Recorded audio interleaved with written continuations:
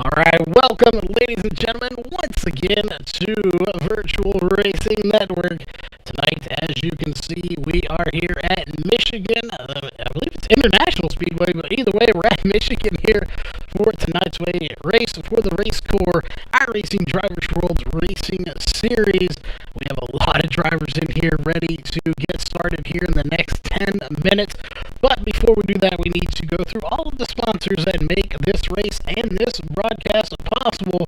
Of course, starting with the racing side of things, big shout out to Dan Butler Designs, Leo's Coney Island out of Rochester Hills, and Global Building Contractors, all general sponsors here for tonight's race. And of course, you can't forget iRacing Drivers World, your presenting sponsor here for tonight's race. So definitely make sure you check these guys out on Facebook, on their websites, and support them here today. And of course, on the broadcast side of things, we wouldn't be here if it wasn't for the following sponsors here for 2018. One of those, of course, is Walls Beard Co. Beard Balm. If you have a beard, gentlemen, you need to take care of it. There's no better way to do so than with some Walls Beard Co. Beard Balm, all natural and organic products. SimSpeedShop.com, your one-stop shop for custom button boxes and e-brakes. If you're an iRacer, both of these items are a must, so go check them out and you buy one or both of those products at SimSpeedShop.com. Northwest Racing Series, your official one-to-go sponsor for tonight's race. If you like some Xfinity and truck racing, well, then you can check them out here on Monday and Wednesday night at 10:30 p.m. Central Time right here on Virtual Racing Network. Ohio IndyCar League. If you're looking to get some IndyCar racing into your life, there's no better place to go than Ohio IndyCar League. They are no longer just taking Ohio club members, and if you want to get all the latest information, you can head on over to Facebook at facebook.com/Ohio IndyCar League to get that information. And last but not least, that is iBog, iRacing Broadcast Overlay Graphics, your sim race broadcast graphic source. If you're looking to get into broadcasting or just need some overlays for streaming, make sure you check them out at ibog.co to get started. And of course, next on the list of things to do, that is introducing our second chair here for tonight. And again, we're going to introduce him, but say he needs no introduction anyway. That is the professional champion, and he's got about 10 different titles around here. That is our second chair, Jeff Stabnow. Yeah, and only two of those titles are good, so I'm glad you picked those two, Charles. Good to be here. I haven't been into the RACECORE, on to help you with one of these RACECORE series in a little while now, so always one of my favorite series to call. Fantastic group of drivers here, great people. So just excited to stop back by and glad you let me in the booth tonight. Well, we're definitely glad to have you here. So we got a little bit of a long race here tonight. 90 laps doesn't seem too long when you think about, you see some that are 150, 180, almost 200 laps. But those are shorter tracks. This is a 2-mile track. We have 90 laps and 180 miles here tonight. I believe pit road speed is 50 miles per hour. I didn't get a chance to confirm that. But unless you were able to get one, we have a fuel run here to 22 to 23 laps, and that was a driver that told us they ran out of fuel on lap 23, so they will have to come in by then. Yeah, I pretty much got here about the time you were rolling through the advertisers, so I did not get a chance to talk to drivers, but 22, 23 laps on the fuel window with fuel restrictions does not sound too far out of line here. And go ahead. I was thinking on the, say, 22 to 23 laps, probably they're going to come in around 22, I would imagine, to be safe. And that's going to be interesting because that's going to put it roughly at almost a 3 to almost 4 stops here for this race tonight. Yeah, I think, based on what you're saying, they're going to have to make 4 stops. And it wouldn't surprise me to see them back that up a little bit around lap 18 or so. I haven't run Michigan in these cars in a long, long time. And so I'm not real familiar with the fixed set on these cars, but they're close enough to the NASCAR stuff that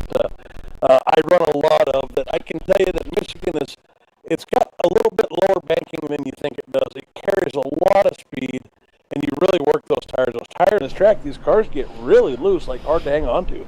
And so, yeah, you know, I wouldn't be surprised to see these guys short pitting a little bit just because they want fresh tires. Yeah, it definitely is. And hopefully all of that went through. We did have to restart our stream here just a minute for OBS. Getting some word from Mikey Neal, or Mikey Neal's dad, Mike Neal, that the sound was messed up and stuttering, so we restarted. But hopefully most of that went through. We tried to wait till you were just about done before we did restart it. But yeah, it's going to be interesting to see if they do kind of short pit it here on the one to do that. I am very curious if they could get exactly 23 laps. That would be you do the math. That's 66 laps, and then another 20 on there would be 80. So I'm wondering if there's a chance they could possibly make it on 3. Well, you got to throw in pit stops too, right? So let's say we can do 23 laps exactly on all these, and of course it's always odd that, you know, it never works out in your favor that you run out of gas right as you're pulling into your pit stop, right? So usually you waste about 3/4 of a lap of gas, but let's just say that we get 23 laps of gas, and like you said, we make 2 pit stops. That's 3 fuel runs, right? That's actually 69 laps, and then another 20. You know, that would put us up there to what, 89? So another 23 would put us up to 92. So it puts us over our window there. You know, 4 runs, so 3 pit stops, 4 runs of 23 laps would definitely put us in our window. But man, that's tight. And if you're only getting 22 laps, obviously you come up a little short, and you've got to account for some cautions in there. So a lot of strategy at play tonight. There's going to be some guys that say, you know what, I can't do this. I'm going to short pit early, get new tires, take advantage of the speed that I gain. And then you've got some guys that are probably going to, you know, try to win on field strategy. So going to be real interesting how this plays out. Yeah, it does. And of course, that doesn't count anything into cautions. We have heard this car is really loose. And in practice, we did see a few cars spinning, causing a wreck or two. So, yeah, anything is possible here in this race. We'll see how it goes. I know we have currently 28 drivers here for tonight's race. With 2 minutes left on the clock, we're going to go ahead and step away for the national anthem. But then, of course, we will be back here very quickly as we're going to cover all of the racing action here tonight. We'll see, will there be a few cautions? Will there be no cautions? We don't know, but we will find out here once we get going racing. But until then, we will be right back after your national anthem with qualifying.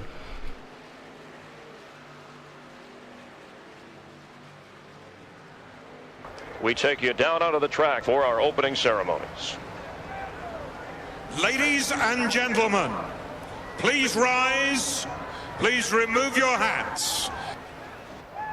Oh, say, can you see by the dawn's early light what so proudly we hailed at the twilight's last gleaming, whose broad stripes and bright stars through the perilous flight o'er the ramparts we watched were so gallantly streaming, and the rocket's red glare, the bombs bursting in air, gave proof through the night that our flag was still there.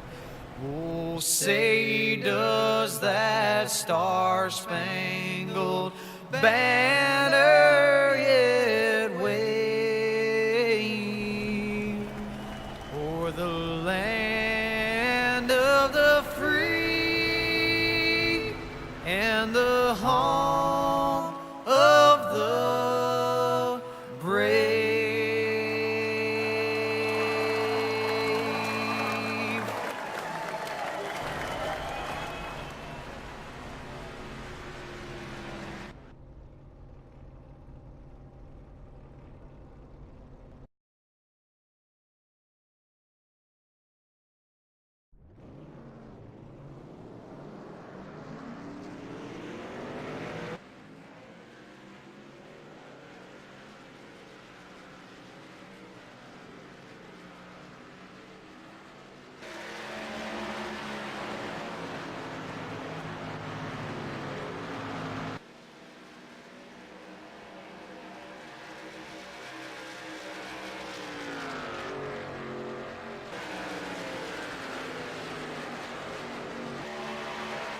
All right, we are back, ladies and gentlemen, and we're getting over to the 78 of John Van Varellis here, or as I like to refer to it, the Krispy Kreme car here earlier.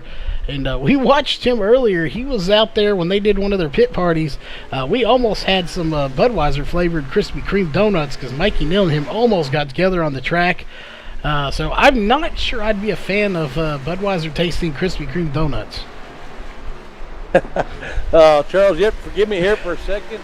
My ATVO standings just died here, so I'm going to go ahead and reboot everything, and I'll join you right back. But I do like me some Krispy Kremes. I do indeed, and we'll see what kind of times he's going to put in. Right now, nobody officially has put in a time, but Jameer Muhammad, Charles Hoffman on the track, Justin Starr, Brandon Young, Jason Covington, Brian Bizzle out on the track, Mikey Neal on the track, and there Alex Huffman will officially put in his first time lap, and it will be a 38.912 to put him on pole here. So we'll go ahead and pull up your times. Right now, it's John Van Varellis in that 78 machine. He is second fastest, followed by Jason Covington and David Gainforth, and Reese Milton in fifth place right now is actually sixth, as it looks like Brandon Dorsett's going to get into fifth now as Mike Wrigley's going to take the pole.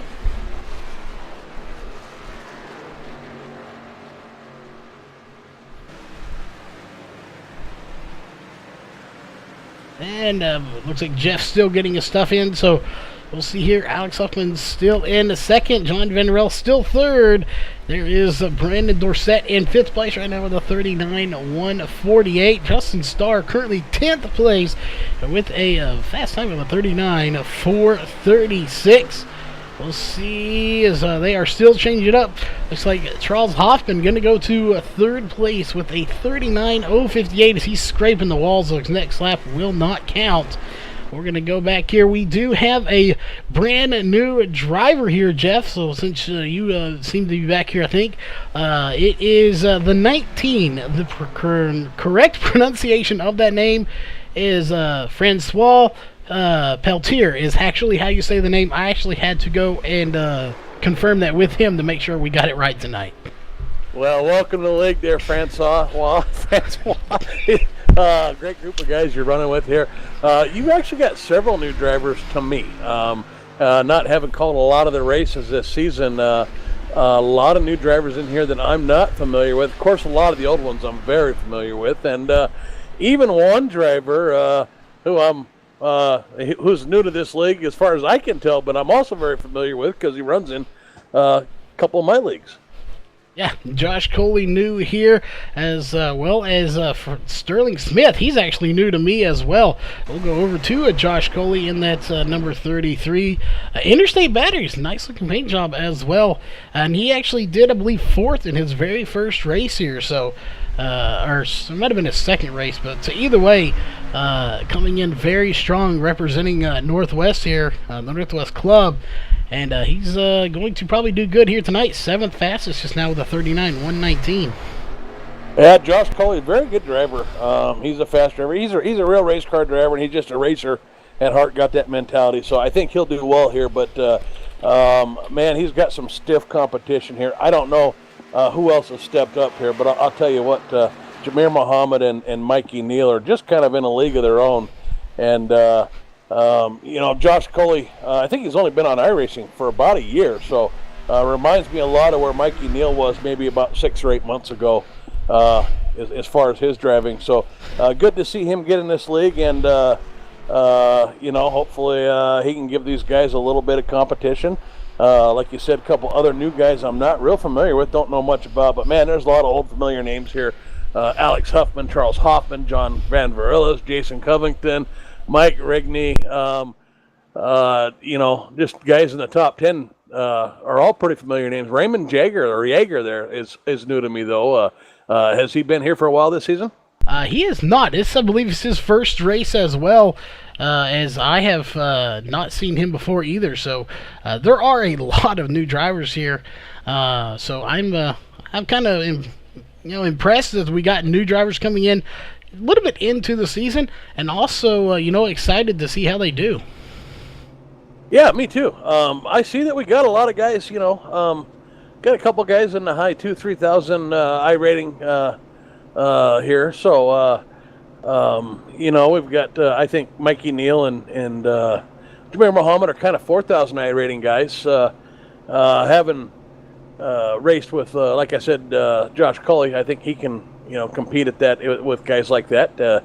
We know that Alex Huffman can. Jason Covington's in that range, and I'm curious to see what some of these new guys got. They've just for the little bit we can see, they look impressive.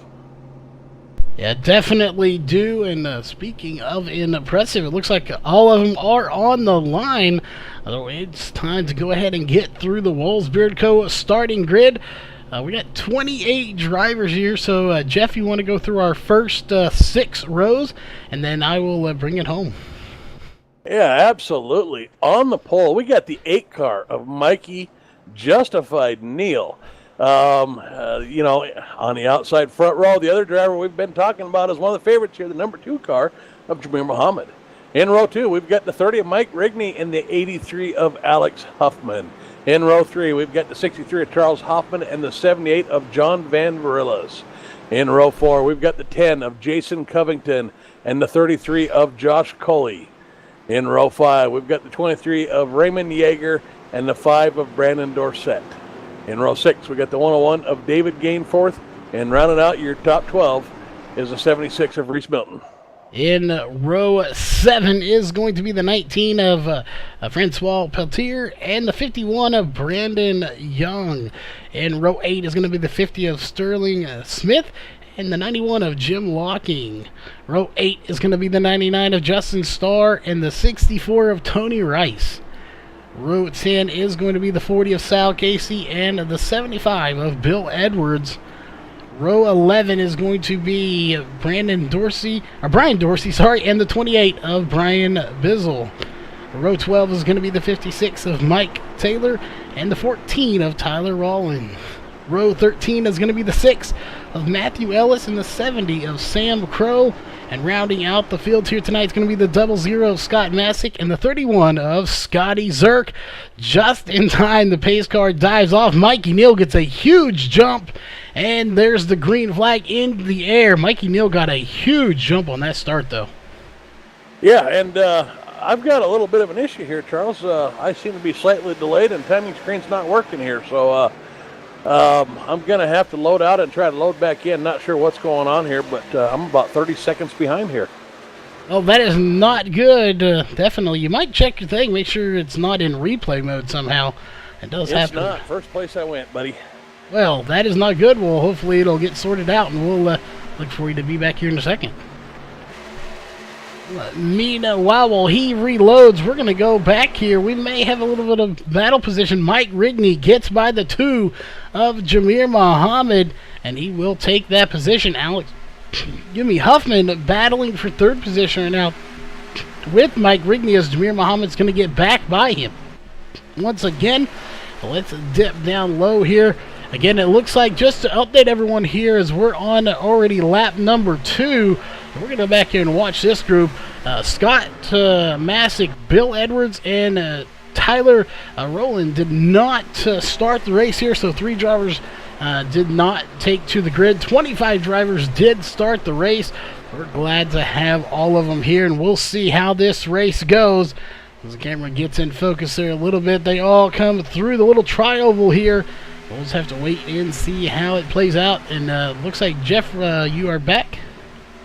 Well, we are trying to get back here, Charles. I think right now we're still loading up. I'm actually watching the broadcast, which, as we know, is slightly delayed from where we're at. But things are starting to get loaded here now, and just trying to get caught up. Well, it'll be interesting. Hopefully it is back to where it should be when you get going here. And one thing we did not get to go over here a little earlier, we'll go over it now while you're watching the 56, and that's important because that is Mike Taylor. He is one of your drivers of 4 that got EOLs here tonight that we forgot to mention. Scotty Zerk, Sal Casey, Mike Taylor, and Brian Dorsey. Those were your 4 end-of-line penalties here for the start of this race. So that is why those drivers were at the back. So I look to see these guys coming forward, especially Sal Casey. We've seen him be very fast, and so has Mike Taylor in the last couple of races. So I definitely look forward to seeing these guys work their way to the front of this field. Yeah, a couple more drivers I'm not real familiar with. I think they've joined since I was last year. I may have done one race with Sal Casey and Mike Taylor. I don't think they're completely new, but I believe that was a super speedway. So always good to keep an eye on fast guys coming from the back, but so often, especially when you get a field like this, coming from the back, if you're a fast driver, it's just a game of patience. At least for me, a lot of times that's my undoing is trying to remain patient and get to the back, especially if you get these long green flag runs. It's real easy to convince yourself you're losing too much ground, so see how patient they are and how well they're doing if they can get through the field in one piece. Yeah, definitely that is the key. One piece is that's another big thing that we haven't talked about yet is with these cars. Unlike their newer counterparts, as these were the old NASCAR, this is what NASCAR used to be like. They are now car of tomorrow, car of the future, aerodynamics out the wazoo. That is not how these cars are. These cars were built for racing. You could beat and bang them a lot, but here on iRacing, especially because of how this back bumper is, it's up higher, and those noses getting down there. If you get a lot of cars slamming into the back of each other or even sideways, these cars tend to roll over a lot more than their newer counterparts do. So you can really damage your car pretty quick here tonight. Well, I think, one of the things is you don't have that nice big splitter out front of that car that's easy to seal up. And on a track like Michigan here where aerodynamics are so key, we're going 200 miles an hour on this track, or 190 anyways. Pretty much what's holding us on this track right now is aerodynamics, and if you start letting that air get underneath that car, then it gets real loose real fast. By loose, I mean the rear tires want to lift up. Air underneath that car wants to lift up that rear end, and everything like the Xfinity cars, the trucks that we're used to driving, they've got this big splitter up front that, it's flat, you can seal it, and here it's almost like a dam, as we got the first caution of the night just came out. It did indeed, and it is going to involve Brandon Dorsett in the 5, and that Kellogg's machine. Let's go back and take a look and see. I was shocked it didn't happen back with the 56 as we were watching him while you were talking about that aerodynamics. He pancaked it on the side of the wall pretty hard, but that didn't bring out the caution. Everyone got around.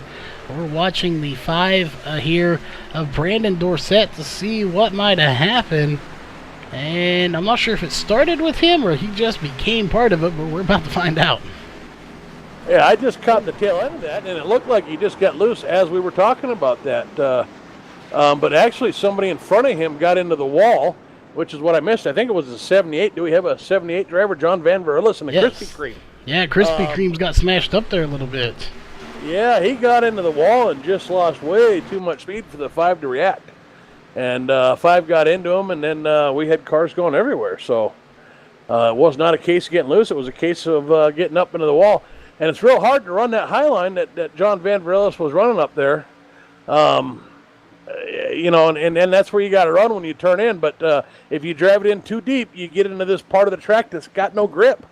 And that's probably one of the more treacherous things is running right up against that wall and then turning into the corner there. Yeah, and we were watching that exactly while you were talking about it. The 56 did get involved in this, as well as the 64, and our first-time driver here, Francois Peltier, got involved in that as well. So nowhere for him to go, and he's coming down pit road. But then again, so is the rest of this field. Jamir Muhammad taking the field down pit road. So no surprise here. We're on lap 10, and tires may be a little bit of a factor if they're coming down 10 laps in. Well, we talked about that in the pre-race, right? We know that you're just running so fast here. You just burn these tires up here. And so we've got a grippy track. I can see that we've got an overcast day, and there's a lot of grip. And I suspect that we're just heating up these tires super fast here and probably getting these cars pretty loose. I mean, without getting in there and driving, that would be my guess. And So no surprise at all that 8-9 laps in, we get a caution and the entire field is coming down for tires. Yeah, definitely. I am not surprised either. As we're watching pit road here, it looks like Mikey Neal going to come out second, Jamir Muhammad first.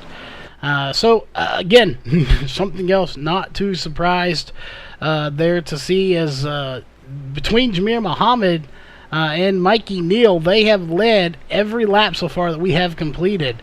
So really no surprise there. But we'll see if Alex Huffman maybe can get by him. That is 3 very fast drivers in your top 3 right now. Yeah, absolutely. And, I suspect that these guys are probably going to have to manage these tires a little bit too. So we may see some of these situations where we've got some guys that are able to go a little faster on the short run and some guys that are a little slower. So now that they kind of got a feel for this, it wouldn't surprise me to see if we do get some lead changes up here. It's just Michigan's just one of those places where, if you got a loose car, man, you really got to baby that thing. So, and it's also one of those places where those first couple laps on tires, you can absolutely drive the wheels off this thing. Yeah, you definitely can drive the wheels off.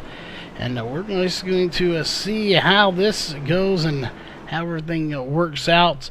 But I'm with you. I think we're going to see quite a few green flag runs, and I think we're going to see some cautions. I don't think we're going to go caution-free here tonight. Other than, well, obviously we're not now, but I don't think we're going to have, 1 or 2. I think we may have 3 or 4 cautions, partly because of the fact that you said we have so much grip. People are going to try to make moves that they might not be able to do, but they think they can.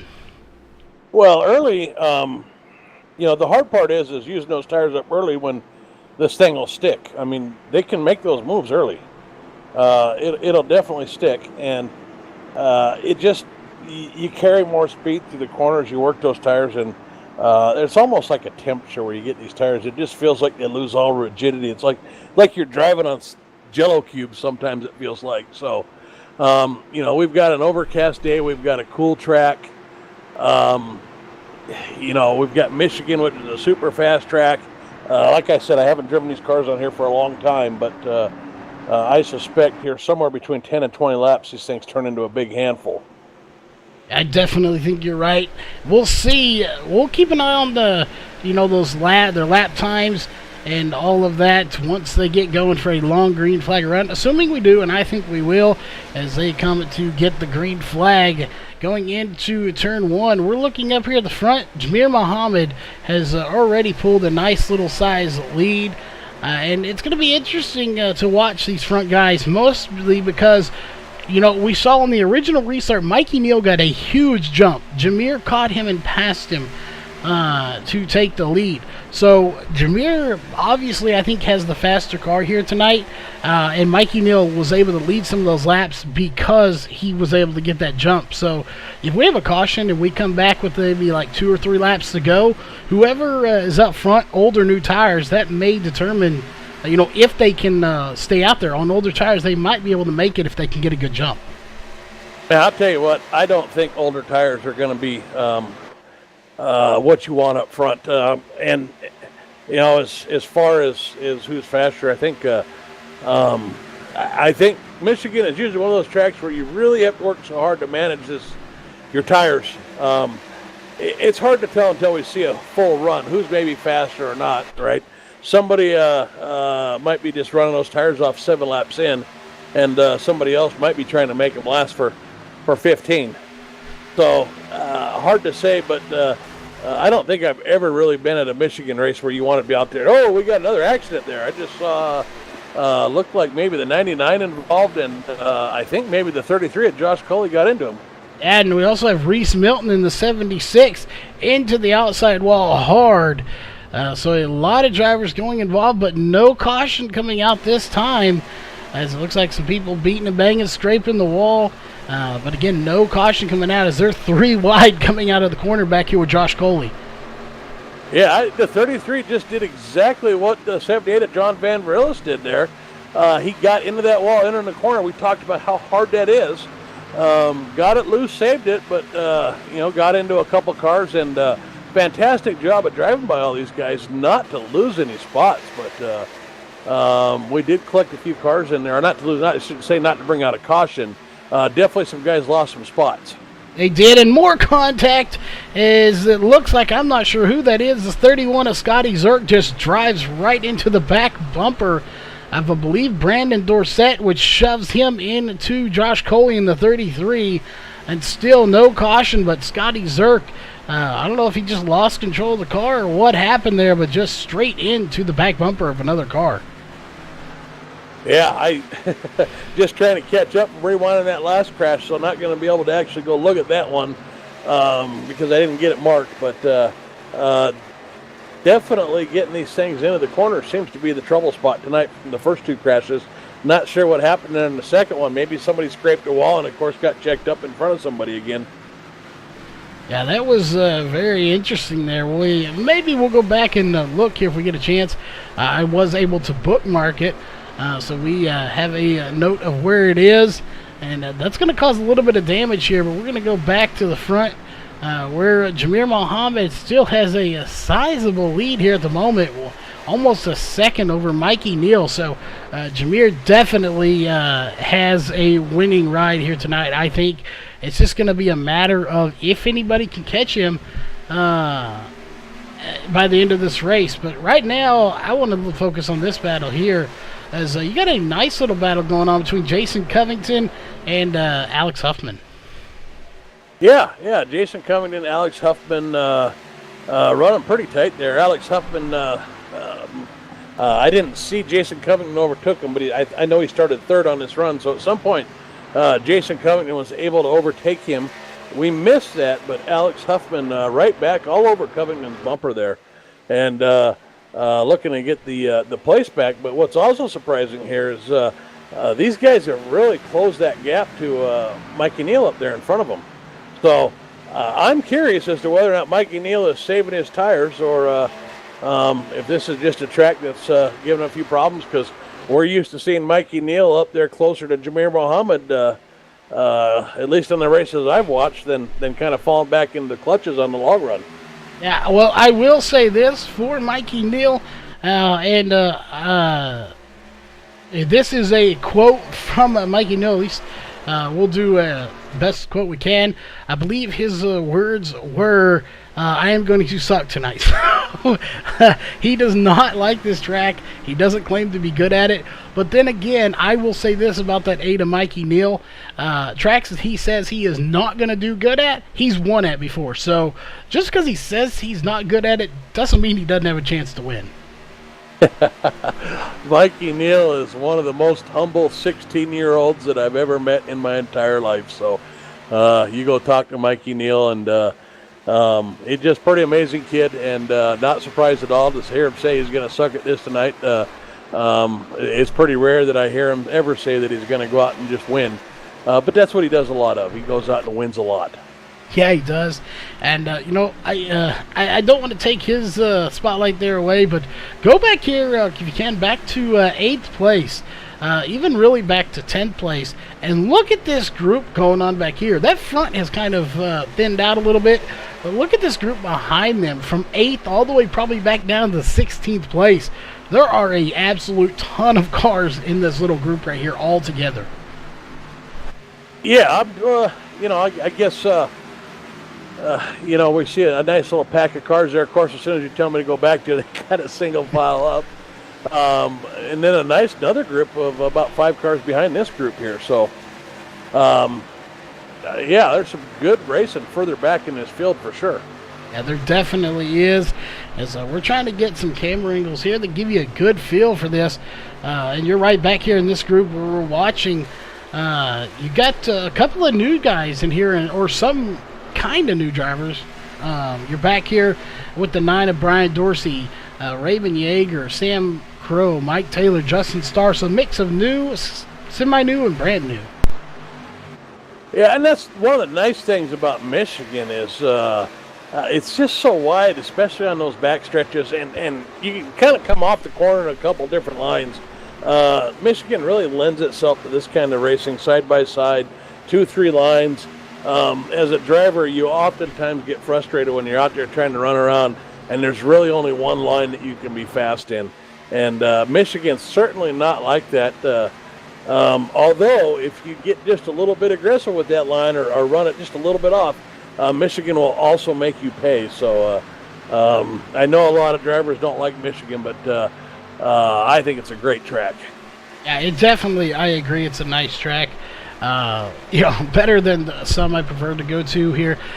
Just to update a few things here, is apparently the trees are in the way here for that view. 56 in the wall. Let's go back to the 56. That's not the first time he's been into the wall, as that's probably the second or third time he's scraped it. And we'll see if he does it again, as we're watching him. Just to update, Reese Milton out of the race now. Again, we're updating on some of these guys. Francois Peltier, he is back on the racetrack right now. Still is a few laps down after that incident, but he is back out on the racetrack. And I want to also update on our lead gap there. Was almost a second. It's down to just a little over, now it's 7.3, but it was down to 5. So Mikey was actually running down Jameer, but as yet lately that gap has gotten a little bit bigger again. Well, not surprised that Mikey was maybe saving tires a little bit. Thought he might be, but may have given up too big of a gap here. I'm looking at their last lap times, and they kind of match what you saw, where it looks like Jameer extended that lead just a little bit. One of the things that we didn't talk about either was that caution on lap 9 put everybody into the fuel window. We talked about being just a couple laps short of maybe being able to know that you could make it. So, these alternate pit strategies are going to be a little bit tougher now, as we're kind of solidly in that fuel window now, and we're all going to make the same number of stops, assuming another caution doesn't throw that off. So maybe a little more pressure to drive your way through there, as you're not maybe going to get some of the short pit options that you would have had otherwise. Yeah. So, Mikey's going to have to figure out how to drive up to Jameer Muhammad if he wants to beat him. Yeah, he definitely will. Is that we are currently on lap 26, so we're just about at the a third way of done this race, and I'm curious here as these guys will come in. I don't think anyone will do it, but it is an option to come down on around lap 30, and I'd say around 32 or 33. And make this I'd say 32 would be a little bit short, and possibly make this into 2 stops. Well, forget that math. My math is bad. That would be 30 laps. We wouldn't make that anyway. So forget my math. That is not working here tonight. I think we're going to see these guys come down here probably right around lap 30 or so. I think we pit there on about lap 10. That left us 80 laps. So, we're going to break this probably up into 20-lap segments. So somewhere around 30, 32, maybe even as early as 29, 28. So we're on lap 27 now. I'm expecting green flag pit stops. Just went lap 28 now.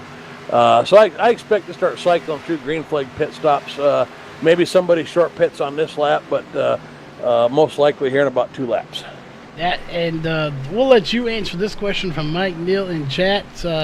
Question: why save tires if they're most likely will have to pit again? So we'll let you answer that one, as you are the race expert here for tonight. Well, if we get a caution and it sucks the field up, I suppose it doesn't matter that much. But when you're out there driving, you got to just assume that this thing's going to go green from here on out. So. You're going to be out there on those old tires, and if you burn those tires up, you can lose more time at the end of a run than you can make up at the beginning of a run. At the beginning of a run, everybody's fast, everybody has tires, and you're all probably within a tenth, maybe 2/10 of a second tops. At the end of a run, when you've got all these tires worn out, there's easily a half second to a second per lap. As a matter of fact, just looking at last lap's run, we've got Jameer Muhammad at a 40.578 this time, and we've got several cars that ran greater than a 41.7. So Jameer Muhammad right now at the end of this run is more than a second faster than a lot of the cars out there. because he's managed his tires, and that's a huge difference. Even if you're making green flag pit stops, you can't. Very, very hard to make that up. And speaking of pit stops here, Brian Dorsey in the 9 on the lead lap. He's a lead lap driver. He is coming down pit road here on lap 30, right as you predicted. He is coming down, and he's the first one back in 20th. So we're going to watch him, the 9, and see just how he cycles out when this is all said and done. But he is in there, and it looks like here comes Jamir Muhammad, Mikey Neal, Alex Huffman coming down. We have a few more drivers coming down pit road to start pit stops here. Yeah, our leaders are in. That's definitely going to start opening the floodgates here. Leaders want to make sure nobody can short pit them again. There's no benefit to staying out longer on this one. To run it out of gas, because we know that, lap 30, lap 50, probably lap 70, those will be our pit windows there. We know we can go 20 laps. Running 22 is not going to be advantageous to us. It's not going to save us a pit stop. Yeah, definitely not. And I thought maybe that Mikey Neal beat Jamir Muhammad off pit road, but he doesn't. So Jamir Muhammad will be back to the possibly lead, once it all sorts out, as now we have Raymond Yeager coming down pit road, Mike Rigney coming down pit road. We'll make sure nobody has too big issues on pit road. Our leaders actually had flawless pit stops, very good for all of them, as we was hoping for, and they did happen. So now we're just waiting on about the top 9 to come down, and there's still a chance we could get a caution before that happens. Yeah, and that's, what these guys are hoping for here. They'd probably like to see it go a few more laps, but even at 2 or 3 laps on these tires this early in the race, you might see some of those leaders come in and these guys get some track position. It's Charles Hoffman and Sam Crow from that lead group pit, but we got several cars, Jason Cummington, Jim Locking, David Gainforth, staying out there for lap 23. And, we said lap 23 was max, but remember a couple of those were run under caution, so maybe lap 24, is not going to be pushing it too much. But interesting to see that we've still got 5 guys out there. Yeah, and also you got to think, too, I don't think it's going to be too much of a factor, but if you are just, to begin with, a little bit slower in your times, maybe you're not hitting those times that everybody else is, even though it's a fixed setup, you may be able to squeeze a little bit more out of it, but it looks like not much more, because they are coming down pit road. And so far, Tony Rice, 24 laps, he has not come down pit road. This will be very interesting to see if he doesn't run out of fuel. Yeah, looking at Tony Rice's lap times, and I'm not sure that he hasn't been saving here just a little bit to try to squeeze this extra lap out of it. But Tony Rice, probably nothing to lose at this point. Doesn't feel like he's going to get up there and drive past those leaders. So why not stretch the fuel out and get as far off of pit cycles as you can from these guys? Maybe, this pit stop, maybe the next pit stop. We've got several cars a lap down right now. And I'd be surprised if he stays up for one more, but we'll see. He does not. He is coming down pit road. And so far, this is our longest green flag run, as we have gone, of course, 24 laps now, fixing to make it 25. As there, once again, Jamir Muhammad retakes the lead. So our longest green flag run so far, we'll see, as they're already on lap 4 for some of these guys. Some of them, you go all the way back to Matthew Ellis back in 8th place right now. He's already on lap 7 of this stint, so he came in very quick. Right at the lap 30. So some of these guys will be coming in a lot sooner, but we're already 4 laps in. So pit stops, while they are still about 20 so laps away, that won't take long. Yeah, we've got a 2-lap window where we can probably short pit somebody. If it was up to me, I think, everybody's so spread out here right now, I might save it for that last pit stop and try to pick up the 3 or 4 seconds there on that one with my short pit. But, it's good for a few spots. Matthew Ellis came in at lap 28, I think. Not Matthew Ellis. Who am I? Was it? No, I forgot. Was it Brian Bazell? Somebody came in there. 2 laps earlier than the leaders, which would have put it about lap 28. They probably picked up a few spots and, opened for a caution to come out, reset everybody, make everybody get some new tires, and then work with that new track position.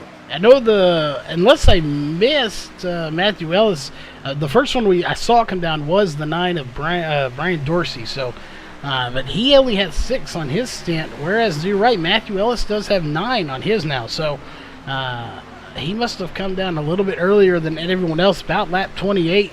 When you said, and I just didn't see him come in because he was the only one doing so.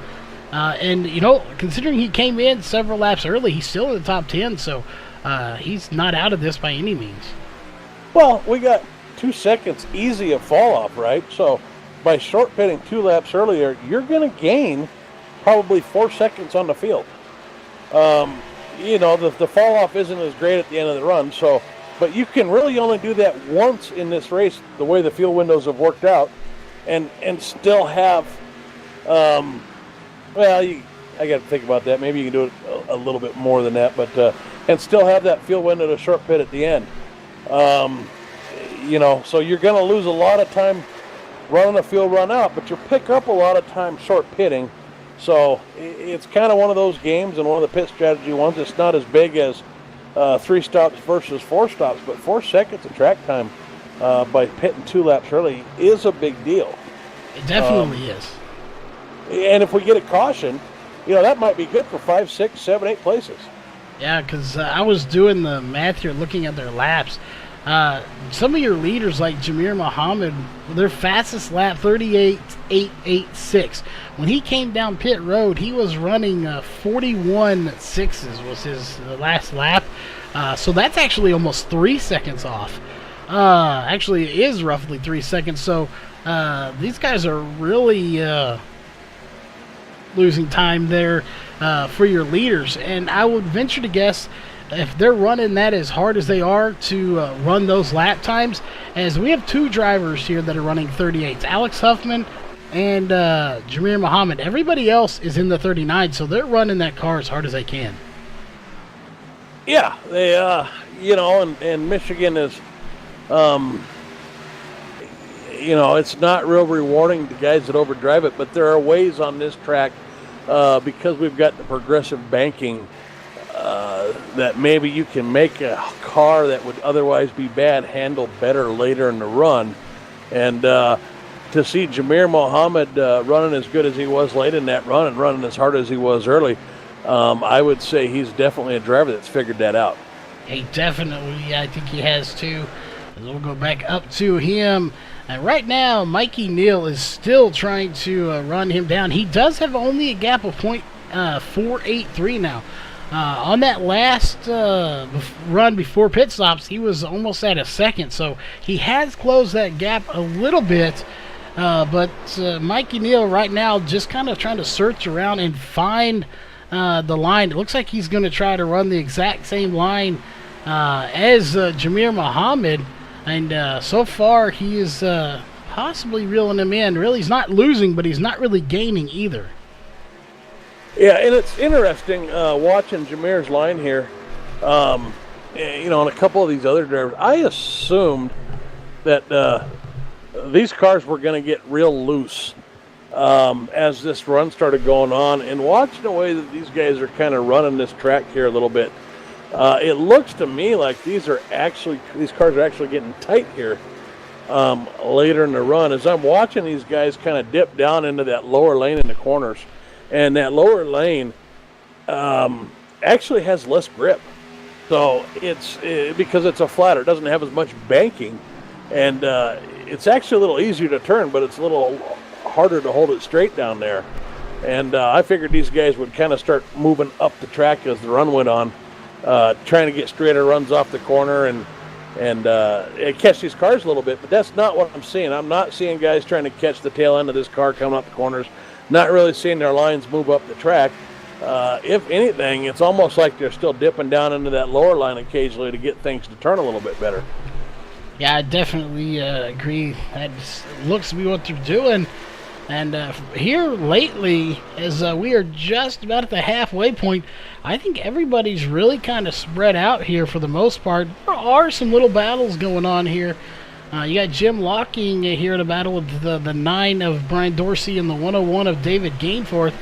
As they come up to the start-finish line, they will be getting 2 laps now at the completion of lap 45. We'll be at the halfway point here. And we do expect pit stops to come in here, and about anywhere from 8 to 10 laps. I think they'll come back down again. I think, again, we're looking at probably about lap 50. We're going to see them pit about every 20 here. We'll probably see somebody pit, around lap 47 or 48 to try to gain that track position. I'm expecting a bunch of takers on the short pitting on the next pit stop. Not necessarily this one, but, because of that, maybe this is the one to do it on, right? You want to be contrary to everybody else. I think we got about 5 laps left on this run. These cars are hanging in there remarkably well. And pretty solid run from Jameer and Mikey right now. They've really put a lot of distance between them and the rest of the field. Then you go back there and you got Alex Huffman, who's got a nice little gap back to Mike Wrigley. Alex Huffman kind of been just running in his own little pocket there. But this field definitely is pretty spread out. I think you got to go back to about Jason Cummington to find a close battle. He and Charles Hoffman running side by side right now on the track. They definitely are running side by side, and we'll see how it's going to be tricky how it all works out. Who will short pit this time? Who will short pit next time? We've already seen a few people. I think Matthew Ellis did it. Brian Dorsey short pit on the last one. So somebody is definitely going to do it this time. The question is who and how many, if any, will at all. I think we're going to maybe get 1 or 2. Yeah, it's tough. You go out there and you second guess yourself when you're driving all the time. I would want to short pit the next pit cycle if I could, but also knowing that if I'm chasing the leaders, they're probably going to short pit just to prevent that. Then maybe this is the one to do it on. It's a tough call there. But yeah, I think now that I've thought about it enough, if I'm chasing those guys, maybe I'm going to short pit this one here in about lap 48. But we're on lap 48, and so far I'm not seeing a bunch of takers. Yeah, I am not either. So far, I don't see any at all, so we'll see if anybody's going to. Again, they would have to do it here on this lap, maybe the next one, but so far, nobody. I was kind of surprised that maybe the 9 didn't do it. He's already done it once, but he's not doing it this time. So 17, 18 laps on there. Matthew Ellis going to be one of the first ones that has to come down in that number 6 machine. Is he's got 20 laps on this stint, so we know he's going to be one of the first ones to need fuel compared to everyone else. Some of these guys only have 13. Tony Rice, the first car lap down, 13 laps. But your front 3, 18 laps, 17 for Mike Grigney. And then you get back to Jason Covington with 15. Speaking of Jason Covington, man, him and Charles Hoffman are still going at it. These guys have been running side by side for several laps now. And in a field that's all spread out, somehow these 2 guys managed to get right next to each other. And it just kind of backs up what we were saying about there being multiple grooves. I've seen them switch places, Covington high and Hoffman low, and now you got the opposite. Now they're 3 wide as they take the damaged car, the 33 of Josh Coley, 3 wide. So these guys still going at it. They are indeed. Josh Coley having that damage earlier involved in an incident with the 31, of course, where Scotty Zerk got into the back quarter panel of the 5 and pushed him into the 33, so that is why he's got that damage and a lap down. But the 63 definitely squeezed it through the middle, but it looks like here Jason Covington actually going to pull away pretty quickly there. I was kind of shocked as close as they were battling. All of a sudden, the 10 shot out of a cannon, but meanwhile, your leaders are coming down pit road. Yeah, right on schedule here. These guys are coming down.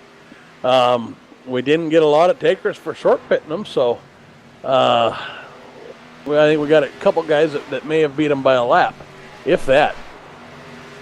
Yeah, so we'll see here. We got Matthew Ellis, Brandon Young, Brian Dorsey, Justin Starr on pit road, Sterling Smith on pit road, Mike Taylor, Scotty Zerk.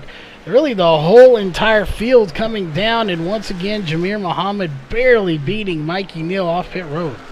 Yeah, it might be easier to say who's not on pit road right now, and that would be the 10 of Jason Covington, 63 of Charles Hoffman, the 101 of David Gainforth, 91 of Jim Locking. And just as I say that, of course, they all start coming down pit road, those that stayed out. But I believe we've still got about 6 or 7 cars that haven't pit. Our top 5, Jason Covington, David Gainforth, Jim Locking, Raymond Yeager, Brian Bazell, all have not pit. And then the 78 of John Van Verla is still out there too. Everybody else is either on pit road or been there now. Yeah, and I would expect these guys to come down here in just a lap or two. They could technically go out. Brian Bizzle, excuse me, is going to be the first one. He's on lap 23 right now. I would not be surprised if he came down this time. And, of course, there he is getting down to the bottom. He will get it woed up here and get down to pit road. And we'll see. The next one would have to be Raymond Yeager, as he's on 21 on this stint. Everyone else 19. So they will be coming in here in the next 2 to 3 laps. Yeah, and I don't know what there is to gain by staying out there, I think, this long, unless, again, you're hoping for a caution and maybe a little track position. And, on a track like Michigan, not the easiest pits in the world to get into, because you do have to get down there onto that lower banking and then transition onto the apron. So not a horrible strategy, but certainly you got guys right now running 41-second laps out there that are still turning these old laps on those tires, versus all these guys that have come in and pit running high 38s and low 39s right now. So 2.5 second difference every lap that these guys stay out there on those old tires. Yeah, and you notice we talked about you have 3 drivers that have not come down pit road with 20 laps on this stint. Jason Covington, David Gainford, Jim Locking. But look all the way back down to 14th position, who we didn't notice, and I just saw it there. That is John Van Verellis. He has not pitted his 3rd time. 20 laps on there, as now Jason Covington is coming down pit road. Yeah, we did mention John Van Verellis, but he's already a lap down, and he's kind of mired in traffic. So, we weren't following him, but David Gainforth and Jim Locking still out there, actually leading right now. But even if the caution were to come out, they would not have the leaders trapped a lap down. At best, they would force some guys to take a wave around maybe, and they would cycle in around 11th or 12th place after they got their tires. But I think they were running that high up anyway. So I would think that coming in and getting tires for these guys and not losing any more time would be probably strategically to their advantage right now. Yeah, I definitely do. As we're going to pull up our caution chart here. 1 caution for 3 laps. That is it. We've had 1 caution, 2 rounds of green flag pit stops, 35 laps to go, 8 different lead changes. But what we really want to look at is that 35 to go, because why that is important is, for pit strategy, because of the fact that we have only had that 1 caution. As there come the front 2 down to pit road, they will have to pit again. I'm curious, and you being the race expert here, we'll get your thoughts on this. If you have 35 laps to go, when do you come in for your 3rd one? You said this could be the short pit. Do you come in and split this run in half and have a little bit older tires, or do you cut it just maybe 2 or 3 laps short of making it to the end? I think on this one, let's talk about Mikey Neal first, right? He has not been able to run down Jamir Muhammad. He can get up to about 3/10, falls back as far as about 1 second, but hasn't been able to run him down. So if you're Mikey Neal, you've got to short pit Jamir Muhammad if you want to win. So you've got to come in as soon as you're within that field window. So 22 to go, 23 to go, lap 67, 68. I think if you're Mikey Neal, unless you've just been holding back and you've got more speed, you've got to short pit Jameer. If you're Jameer, you know what Mikey's got to do. You know he's got to short pitch you, so you don't let him. If you're everybody else back there, Alex Huffman, Mike Rigney, Sal Casey, Charles Hoffman, it's the same thing. You want to get that short pit in and gain as many places as you can. So I'm going to expect anybody up probably in the top 10 maybe to probably pit here lap 68, maybe even lap 67, the short pit. You know, and then we'll see an alternate strategy. We'll get some other guys staying out, hoping there's a wreck probably. But I think Jameer has to for defensive purposes, just to hang on to his spot. And, you know, most of that top 10 is going to have to do the same thing. They don't want to lose those spots. They're going to have to just to defend. And whereas if you're Mikey, that might be your only shot. If you can short pit Jameer by even one lap, that might give you 2 seconds on this final run. And Jameer may have him by a half a second on the run, but he certainly doesn't have him by 2 seconds. So long answer to a short question. I'm expecting a lot of short pitting. Yeah, definitely. I expect to see it. And what we want to know here, too, is their fastest lap, 38.8. Right now, 10 laps in when he comes to the line, 39.8 for Jameer Muhammad. So only 10 laps in, and he's already has a second fall off. So even if Mikey Neal, or even if he needs to short pit, if he wants to try to take this lead, even if he does, I don't think it, you know, I think those tires are going to fall off enough that if he can get enough of a lead and have a few enough laps, I don't think Jameer Muhammad is going to be able to get by him. I don't think he'll have the time to do it just because the tire fall off as far as speed is so great, because it's almost at 40 seconds with just 10 laps. Yeah, the thing is I think Jameer knows exactly what we're talking about, too. It's no secret to him either. So I would expect both of those guys to short pit. And if they don't, if Jameer opts not to short pit and lets Mikey short pit him, then I think that's a mistake. Although, as we talk about this, look at Mikey's reeled in Jameer. He's just about on his bumper. So, you know, we said unless Mikey's been saving something, and it looks like Mikey's been saving something. I'm beginning to wonder if he has myself. And while we're watching this battle here, you know, one thing we need to point out here when we're talking about short pitting is Mikey Neal has to be kind of careful about how he does this. He doesn't need to make a mistake on pit road.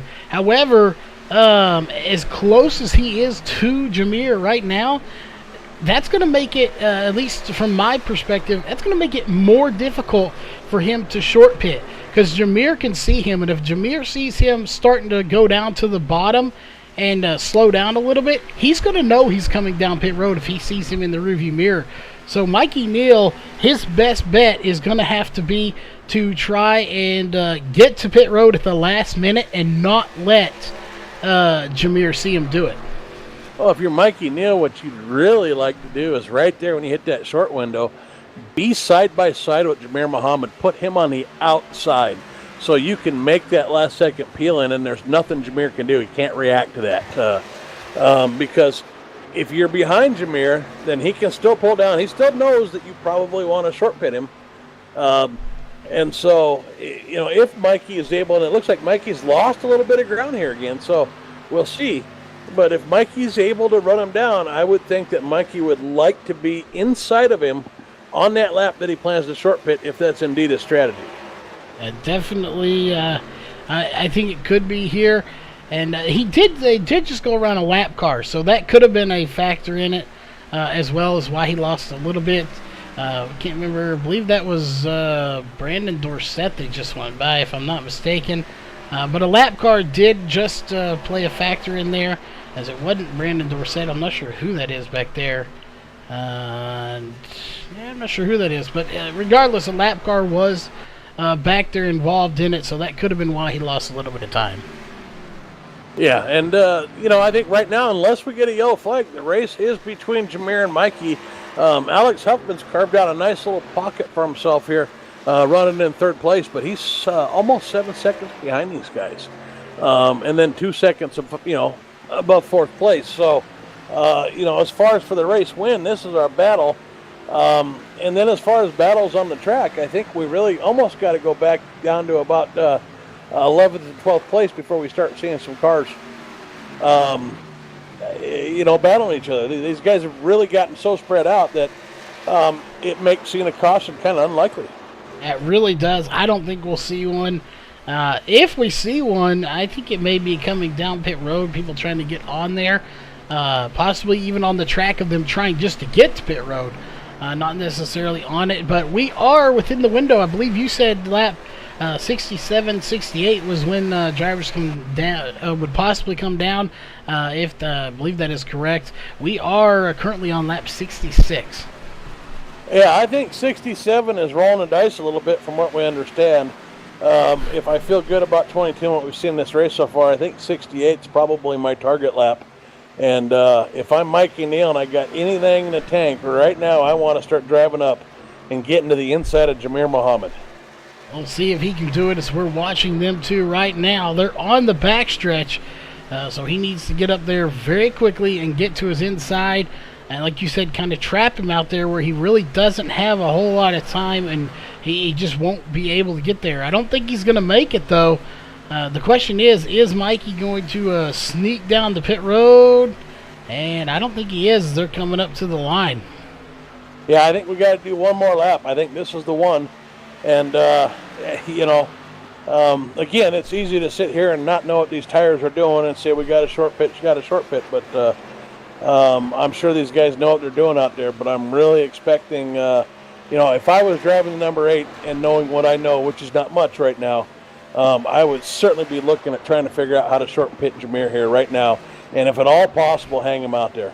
Yeah, and I want to note here on that last lap that they went by the line, 40.4 for Jamir Muhammad, 40.3 for Mikey Neal. So Mikey Neal was there, and we did exactly. Mikey came down pit road, and Jamir saw him and came down with him. Yeah, Mikey actually put her on the apron first, and Jamir immediately pulled it down there. But Mikey was able to close that gap and get right on his bumper here. So if they can both hit their pit stall good, I think we're going to see these two guys come out bumper to bumper and have a heck of a shootout here for this last race. It is indeed. Mikey picked up a little bit of time getting in the pit road on him. We'll see if that's what he needed, and he's going to take 4 tires. He is indeed 4 tires of fuel. I think he needed to do that. Jamir pulling off pit road. So is Mikey. Mikey technically beat him off pit road, but then wiggles it, getting up to speed, and that's going to let Jamir get back by him, though. Yeah, Mikey spun those tires getting off pit road, but Jamir got into the back of a slower car there, the number 99, which slowed him up. So he had to get out of it. They can't pass there on that apron. They got to stay down below that commitment cone. And that actually worked out to Mikey's advantage as he was able to drive it back, and it's now side by side. But looks like Jamir might be trying to use the 99 there as a pick. Hard to say. Yeah, we're about to find out. Here comes the 8 of Mike Neal to the inside. I think he may get him, and I hear coming to the line. Will we have him? Oh, it's dead even, but I think Mikey Neal might have had that one. Yeah, I thought Mikey Neal might have had him, and Mikey Neal now has the opportunity to use that 99 as a pick here. If he can get to the inside and force the number 2 car to be behind him, and then, of course, if you can really figure out where you're a lot faster than that 99, assuming you are somewhere, you can really use that to benefit. As there we go, the number 2 gets trapped behind the 99, takes it 3 wide. 99 decides to take it all the way up to the wall, but the 8 gets by cleanly, using that 99 as a pick, and a great job by Justin Starr just getting out of there and not being a part of that race. Yeah, and here's where Mikey has to drive for everything he's got. He needs to protect that bottom, as we've seen. I don't really think he's going to be able to get by him on the high side. I think he's going to have to do it on the inside, so Mikey really just needs to protect the bottom. And with a lot more lap cars coming in, I saw the 9 coming into play here. I think that is the 9 anyway. As someone on pit road, I thought we had a wreck down there, but we don't. So going back here to see, that is actually, it is the 9, but that is a lead lap car. So lead lap or lap down, Mikey Neal's going to have to be very careful trying to get around these to not let, well, it doesn't matter. There he goes. He got by him anyway. Yeah, the two-car was able to get the impact position. That's the thing when you've got this track, because of that lesser banking, you can't run the inside line around the corner, and if you stay on your line, you want to push all the way out. Jameer able to take a little bit different angle around that corner, establish the inside position before they got into turn 3 and take that lead away. But Mikey not done here, going to run him on the outside here a little bit. And, if Mikey can keep Jameer from getting back to that throttle and pushing out to the wall, coming off that corner for a couple laps, he could either force Jameer to burn those front tires up trying to keep it down, or make Jameer get out of that throttle and let him by. So the pass can definitely be made on this outside too. Yeah, it definitely can. I didn't think it was going to work, but he's making it work. Mikey Neal did lead that last lap here with 18 to go. I hope it stays just like this. I know there's a lot of fans out there for both of these guys that would love to see one ahead of the other. As there goes Mikey Neal back to the front. I personally hope this stays just like it is, side by side, passing back and forth. This is probably in the history of this league, to my knowledge anyways. It could be better than this, but I don't think we've seen this good of a lead. We possibly have, but it's been a little while. Well, we've seen good leads, but this is a heck of a battle between two fantastic drivers, Jameer Muhammad and Mikey Neal. First of all, I'm going to call them rivals only in the context of, these are the guys that win most of the races and battle for the lead week after week, but also two of the nicest guys that you could ever run across. So two great guys, two nice guys. Neither one of these is going to race the other guy dirty, or probably even overly aggressive. But we've already seen about 4 lead changes here, at least 3 lead changes since these guys got fuel, 5-6 laps ago. Yeah, definitely. You can't ask for any better than this. So we'll see. Right now, this is where, like I said, I thought earlier he had to get in front of him and stay in front of him. We have 16 laps to go. Going to be 15 at the line. We are already starting to see that fall off play into it, and I really think Jameer's fast, and he's going to try to find a way around, but Mikey is in the best spot right now, in my opinion, because of the fact that he's out front when these tires are starting to wear off. I would rather be in front when they wear off than I would behind, because that is going to mean that you both have the fall off, but you're having to try to work with something that just doesn't want to work with you to get ahead. Well, you'll never get an argument out of me when you tell me that the leader's in the best spot. I tend to agree with you. I think, and it's been asked in this chat in these races before, I tend to focus a little bit more when I'm where Jameer Muhammad's at, and maybe even drive a little bit better when I'm chasing somebody down. But that's only because I know I'm in a worse position. I got to work harder for it. Mikey Neal definitely in the better position here, but he's just not putting any distance in between him and Jameer right now. Jameer able to stay on his bumper, sizing him up. So if you're Mikey, you'd like to see that gap start growing there a little bit. But right now, Jameer, and of course, as I say that, he puts a 10th in between them, but Jameer just able to stay right on that bumper, closes it right back up, and looks like he's just kind of sizing Mikey up to try to make another move here. Yeah, and I just now dawned on me too. I want to point this out. One of these drivers isn't even old enough to drink here. We do have the battle going on between Budweiser and Miller Lite out on the track. I don't even know what to say to that one. Mikey Neal being the big Dale Jr. fan out there, driving his tribute to Dale Jr. But that is pretty funny when you think about it. Yeah, it is definitely. We'll deem this little clip here at the 13 to go. It is the Battle of the Beers out in first place and second place. We'll see which one comes out dominant. Yeah, it's hard to peel away from those leaders, but we got a lot of little, when we get back there mid-pack, we got a lot of little battles going on there. 8th place battle going on. We've got a 11th place battle going on. So we've got a bunch of little 2-car battles, but again, these guys are so spread out that the odds of there being a caution are pretty slim here right now. We got these little 2-car battles going on for one position, but for the most part, all the action happening right up front there with our 2 leaders. It is indeed. And we're going back here. We'll check some of these out. Got some little battles going on. Yeah, you're right. Up there at the front, that is where the main thing is. And, it gets more and more interesting here with 11 laps to go. Because while it's just them 2 battling, every lap they have at least 1 lap car that's coming into play here. So, that's not necessarily bad news for Mikey, but it's good news, I think, for Jameer, as every lap car is a chance for him to try to make a pick and try to use that lap car to his advantage. So Mikey has to be really careful about when he wants to try to get by these lap cars. Yeah, and I think most of these lap cars at this point in the race know that their race is pretty much over as far as battling the leaders, and they'll get out of the way. They're just racing a couple guys right around them for position here, with 10 laps to go. But if they come up on a battle, what it looks like they're coming up on now, where you got 2 cars side by side, then of course that could be a game changer, because race cars are a competitive lot. I don't care lap down or not. Nobody wants to bail out of a side by side battle. Yeah, they definitely don't.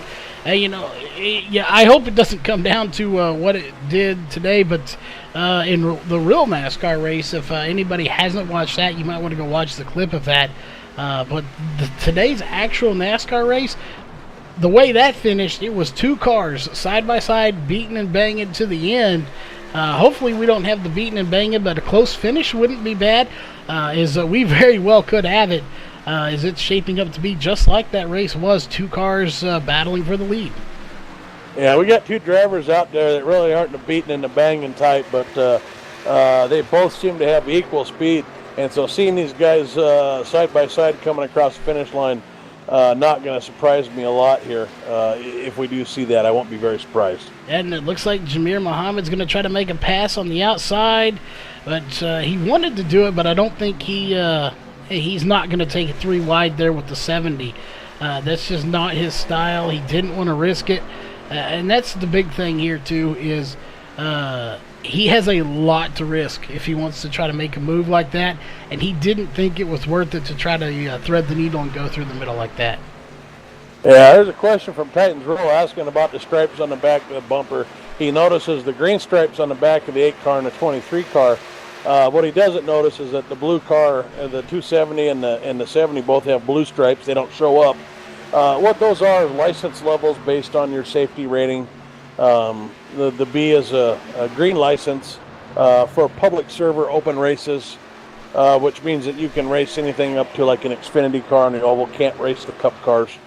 Well, even that you can if you do it's called NAS. Long story there. So it's what your safety rating allows you to race, whereas the blue lights or the blue stripes on the bumpers mean you can pretty much race any car out there. Yeah, and what you won't see in here too is this league is, I'm not sure on this. Yeah, I believe this particular one is B class and above. So what you won't see is any D class drivers. Those are orange. You have rookies that are red and C class that are yellow. You won't see any of those here in this race because they're not allowed. You can actually limit your league to certain class drivers, and they don't allow them in this particular series. They are allowed in this league period, but just not in this race. And part of that is because they like to see good, clean racing like we're seeing right now. Yeah, and this car is, in the public races, you require a D class. This is a D class car. That's the lowest license level that can run this car. So, just a little tidbit of knowledge there, but not a measure of skill or anything. And because Mikey Neal and with his green stripe and Jameer Muhammad with his blue stripe are probably 2 of the better drivers that we've seen in this league. And so the green stripe, certainly not a skill indication. Definitely not. And we are at that point now with 5 laps to go. that we are in what we like to refer to here with no green-white checkers on iRacing. It is the point of no return. There it is now 4 laps to go. If a caution was to come out now, it would end the race because we do not have green-white checkers here in iRacing. So right now, Mikey is in just hold off mode. All he's got to do is hold him off for 4 laps or until a caution can come out. I'm with you. I don't think we're going to see that caution, so he's just 4 laps away, and he's actually got a sizable lead now. Yeah, he's actually put a pretty decent gap in there between him and Jameer, and with just 3-4 to go here, going to be real tough for Jameer to reel him in. So Mikey and Neil not able to catch Jameer in the first 3 runs, able to actually hold him off here on this last run and possibly even put a gap between them. So, but as you pointed out, we've got some lap cars coming up. And of course, just as we start talking about that, Jameer Mohammed shaves a little bit of time off, but I think he actually overdrove that corner and it killed him coming down the straightaways. He lost quite a bit of time coming down the straightaway. So Jameer trying to overdrive it just a little bit there to reel Mikey in, which is a sign that he doesn't have anything left in the tank in reserve. He's driving his car for all it's got right now. Yeah, and yes, to answer the question, Titans rule, green-white checkers, while they've been out for a while in the real world, they just have not programmed them in to iRacing. I am hopeful, though, that we will get them soon, especially with them working on dirt racing and the caution laps not counting. That is one step in the right direction to running green-white checkers. So at least I think that probably could be part of that. Maybe we'll see it here shortly. It would be an added little bonus here. To see that, though. Yeah, we're coming around to the white flag here in a second, and Mikey Neal's got 0.3 of a second lead, so unless he messes up, I don't think Jameer can catch him. I'm with you. I don't think he can, and there it is. 1 lap to go, presented by Northwest Racing Series. They're coming to the backstretch here as we'll zoom out just a little bit here for Mikey Neal. He's on the backstretch, so right about there. He is 1/2 of a lap away from putting it in victory lane here tonight, and you can actually put it in victory lane at this track too. You absolutely can. You can drive it right down there onto the apron and park it in victory lane. One of the few tracks we can actually do that at. But doesn't this league, I believe, they pose for pictures at the start-finish line, right? They do indeed, as Mikey already swerving it back to back. Mikey Neal will be your race winner here tonight. A hard-fought battle. Had a little bit of a gap there, about 0.544, so a half second over Jameer Mohammed, but still for about 15 to 20 laps. What a battle between the front two. Oh, fantastic battle tonight. I mean, that whole last field run, I don't think we hardly left them just because they were too close. It was probably the closest battle on the track those last 20 laps, and or sustained battle anyways, and it was for the lead. So you couldn't ask for much more than that. You definitely couldn't. And we'll be talking to those top 3 here in just a minute, as I'm sure Mikey and Neil is going to go do his backward celebration after they do their little picture here at the start-finish line for the social media. So we'll go ahead and get to your unofficial race results. We got 28 drivers here. Of course, 25 of them started. So, Jeff, you want to run through our top 15 in points, or in the results, and I will bring it home. Absolutely. Your winner tonight, the number 8 car, the 16-year-old of Mikey Justified Neal. In second place, the number 2 car of Jameer Mohammed. In third, the 83 of Alex Huffman. Bringing it home in fourth, we've got the 30 of Mike Rigney. Your 5th place car tonight was the 63 of Charles Hoffman. In 6th place, we've got the 10 of Jason Covington. In 7th place, we've got the 6 of Matthew Ellis. Bringing it home in 8th, the 28 car, Brian Bazell. In 9th, we've got the 101 of David Gainforth. In 10th, we've got the 91 of Jim Locking. In 11th, we've got the 70 of Sam Crow. Your 12th place car was the 23 of Raymond Yeager. In 13th place, we've got the 9 of Brian Dorsey. In 14th place, the 99 of Justin Starr. And rounding out your top 15, the 50 of Sterling Smith. In the 16th is going to be the 56 of Mike Taylor. 17th will be the 5 of Brandon Dorsett. 18th will be the 64 of Tony Rice. 19th will be the 33 of Josh Coley. And 20th will go to the 51 of Brandon Young. 22nd will go to 21st will go to the 78 of John Van Varellis. 22nd, the 31 of Scotty Zerk. 23rd will go to the 19. If we'll make sure you get this right, Francois Peltier. Going in again to 23rd. 24th will go to the 40 of Sal Casey. 25th will go to the 76 of Reese Milton.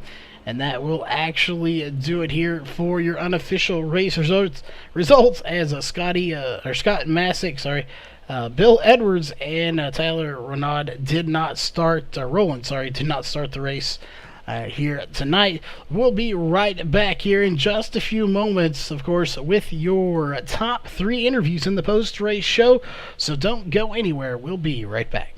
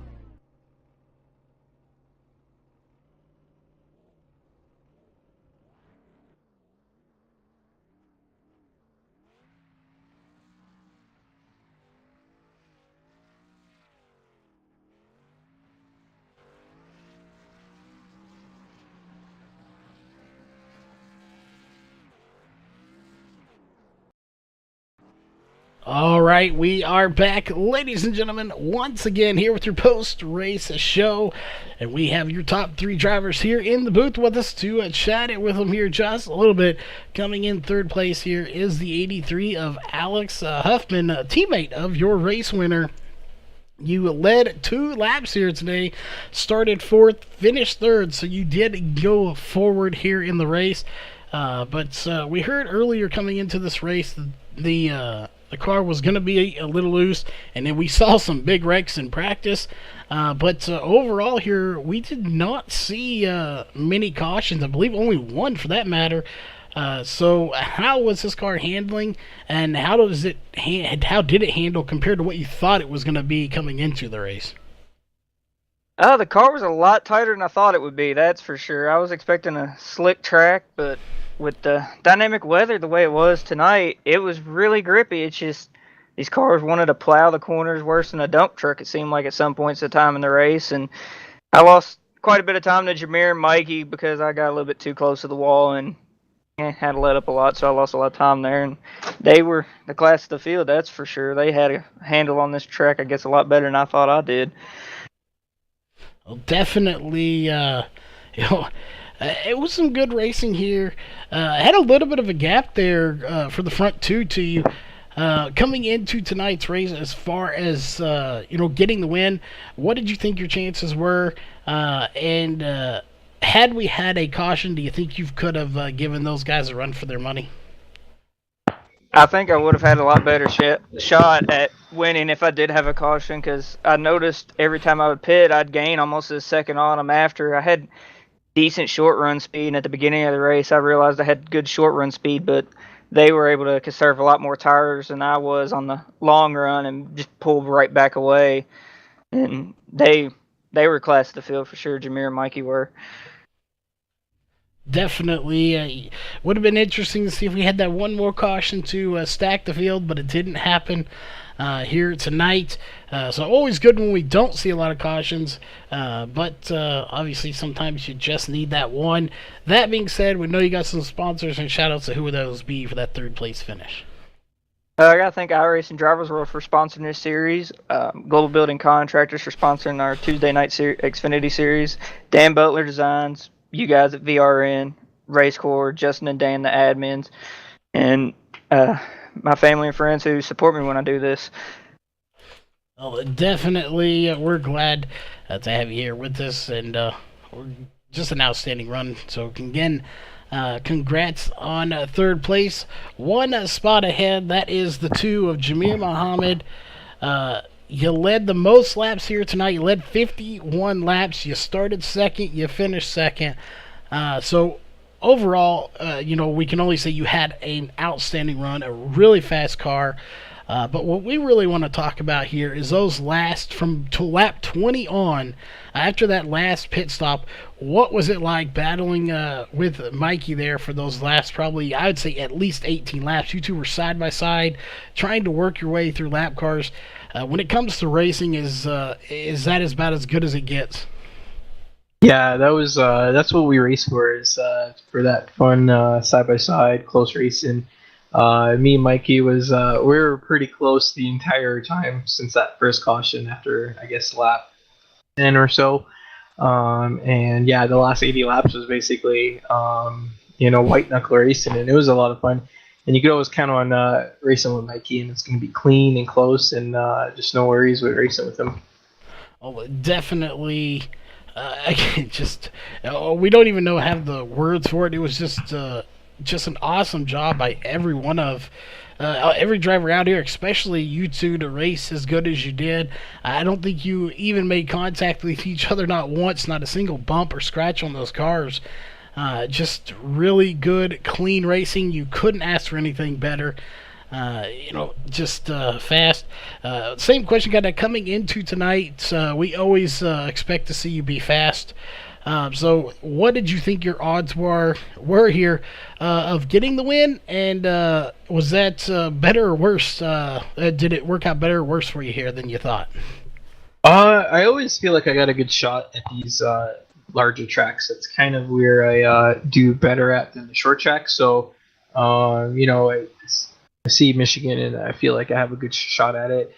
I'm never really good here though, and I'm still trying to figure out these cars. I for some reason can't figure out how to drive them on the long runs as well as Mikey can. He was definitely faster than me at the end of the runs, and I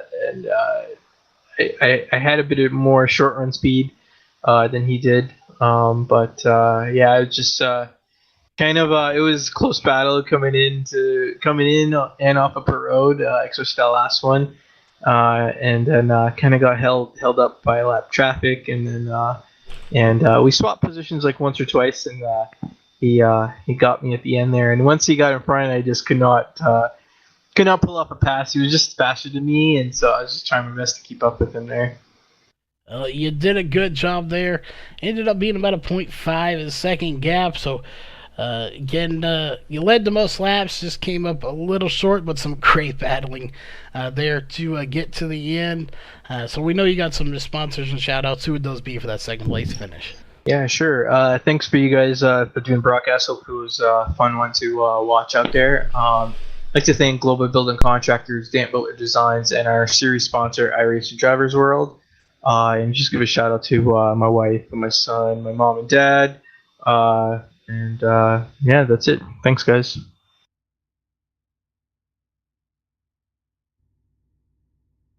All right, so we then had a mic little issue there, but coming away with the win here tonight, that of course is Mikey Neal, and that number 8 machine started first, finished first, so the top two didn't change position at the end from start to finish, but during the race, quite a few spots went back and forth. You ended up leading 24 laps here tonight, putting it in victory lane. So first off, as always, congrats on the win. And of course, how does it feel to be sitting in victory lane after you did your backwards lap here? Yeah, this one actually kind of feels pretty cool. I only got about 20 laps in practice compared to everybody else, so I was a little bit late, but the first 30 laps were just kind of learning the track. I ended up getting the pole. I was actually kind of really surprised about that. I was a little bit slower, but then I picked it up in qualifying, ran a really good lap, and I kind of let Jameer by just to kind of see where he was running at. And, when that caution came out, I didn't really know I was going to work out. But then I kind of noticed during the middle run, my car was really, really strong. And then once I got to the end of the run, it was even stronger. So I was going to try to use that to my advantage a little bit. And so I ended up pitting, I think it was around lap 30, I ended up pitting, which was a decent pit stop. But I kind of struggled during that run a little bit on the short run. But then I noticed I started to catch Jameer up and up again, and I think it was down to 9/10 of a second. And so I went really, really aggressive on the pit stop, and I went from about 0.9 to 0.2 just in the pits, and then that allowed me to stay kind of behind him. And then after that, again, the run after that was actually really good. I actually consistently caught him during the run, but at the end of the run, he started to get away a little bit, but I used up my stuff, so I knew I had to use that for my advantage for the next run. But, I think it was really fun after that. And me and him traded a couple positions, got held up a little bit, but the one that really got him, I saw a lap car on the outside, and when he was outside of me, I knew that was going to be my advantage to kind of use that car as a pick, and I was able to do it, and that just kind of gave me the lead. And then from then on, he stayed on my bumper. We were equally as fast, and then once we got down to the last 4 laps, I changed my line a little bit, and I started to slowly pull away, so I knew that's what I just had to do. And from then on, I finished it out really well. I kept my time and was able to get it to victory lane tonight. You definitely used the pick. As we were watching, we figured one of you, if not both of you, would use lap cars or even lead lap cars for picks at some point. And indeed, you did use, I believe it's a 99 that you were able to get by using the 99 to help you get by to put it into victory lane. But we don't want to keep you here too long. We know you got to school in the morning. So that being said, we know you got some shout-outs and possibly some sponsors you want to thank. Oh, yeah, I got to thank KM and PRG. Teammates, thank you. Thank you guys all. And I also got to thank VRN. We love having you guys broadcast every race, and hopefully have you guys for next year. Got to thank the main sponsor of the series, iRacing Drivers World. Also got to thank Global Building Contractors and Dan Butler Designs. And got to thank Mom and Dad. I know they're both watching. Thank you guys for letting me run, and I had a good time. Hoping my dad's not spamming the chat too much. I got to thank Dan and Justin, our owners. They do a great job. We had a fun, clean race tonight. I got to thank all the viewers out there. Thank you guys for tuning in every week. We love having you guys. And hopefully this season finishes out really fun, or really good, because it's really, really fun. And we'll see what happens. Getting kind of midway to the end, and it's going to be a really fun ending this series. And then also got to give a shout out to Jameer and Huffy. I know they both had really good races coming in second and third. So Huff, my teammate, thank you. Jameer had a heck of a run tonight. I just got him at the very last second. So this is a really good track for me, at least, that I've kind of learned throughout. And so this track up north is definitely harder, but getting better at it.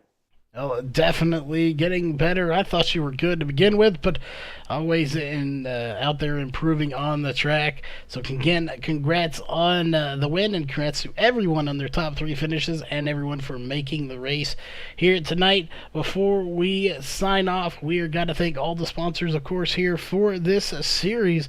A big shout out to the race sponsors here for tonight's race. That is Dan Butler Designs, Leo's Coney Island at Rochester Hills, and Global Building Contractors, all general sponsors here for tonight. And of course, iRacing Drivers World, your presenting sponsor here for tonight's race. On the broadcast side of things, we wouldn't be here if it wasn't for the following partners here for 2018. Those are Walls Beard Co., Sim Speed Shop, Northwest Racing Series, Ohio IndyCar League, and iBog. And of course, for all the donations that come in chat, all those do help as well. So thanks for tuning in here tonight. That will do it for tonight's racing action. We will see you tomorrow night with the Northwest Xfinity Series at 10:30 p.m. Central Time. Don't miss any of the racing action. Make sure you subscribe here to VRN on YouTube, and you won't miss a thing. We'll see you tomorrow night. This copyrighted broadcast may not be used in any form without the authorized written consent of Virtual Racing Network. VRN would like to thank all of our fans for your support, and we hope you enjoyed today's broadcast.